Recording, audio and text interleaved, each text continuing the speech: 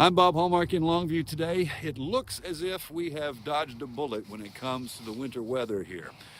The freezing rain, ice, and snow that was forecast did not develop. However, that doesn't mean that there wasn't some damage done over the past week or so from the freezes, and that's what brings me out to the Longview Arboretum today.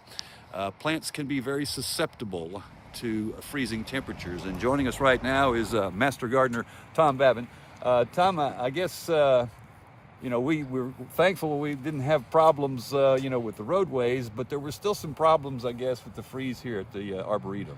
Yeah, we didn't get the frozen precipitation that was in the forecast, but from the cold weather during the week, mostly those nights in the 20s, all the stuff that's gonna wilt and die back for the wintertime from the cold is now doing that.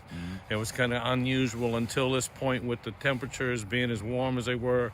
We still had hibiscus blooming and such, but now with these nights in the 20s and this cold weather the last couple of nights, now all those hibiscus are dying back, but we'll cut them back and they'll be fine in the springtime.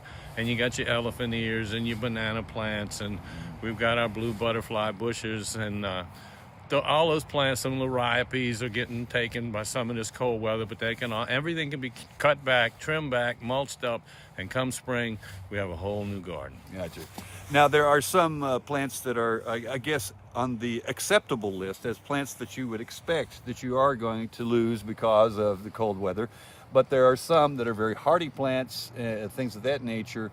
I didn't know this, but that the banana plants, you say, can resist temperatures like that and actually come back. Yeah, those banana plants that we have in the gardens, Bob, have been in here now. This will be on the 5th year.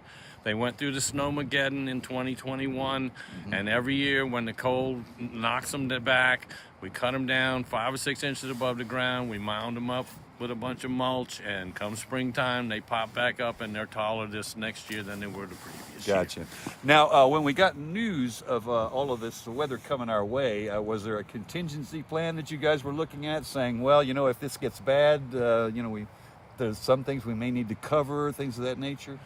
Well, yeah, we didn't on this particular time, Bob, because it really wasn't going to get that bad temperature-wise. And the freeze times weren't lasting that long. 3 or 4 hour freeze in the low 30s, high 20s, it'll have some effect on your weaker plants, but it's not going to really do bad damage. So we really didn't even think to cover anything this time around. Gotcha. Now, you being in the business of plants here at the Arboretum, I'm guessing you guys are very knowledgeable about, when the weather does come, and knowledgeable about what you have to do. Certainly, when you have something like a Snowmageddon, that would change everything, right? Oh, yeah, that definitely changes. When we see temps coming in the low 20s, high teens, and it's going to be for an extended period of time, we've got, it seems like, miles and miles of frost cloth, and we get out here and we start covering. We don't want the ice, and we don't want the snow. We don't want those really, really low temperatures to burn things up that wouldn't normally be, affected by the cold. Gotcha.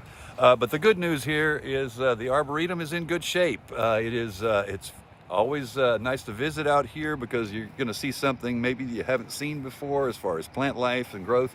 And we're in good shape right now.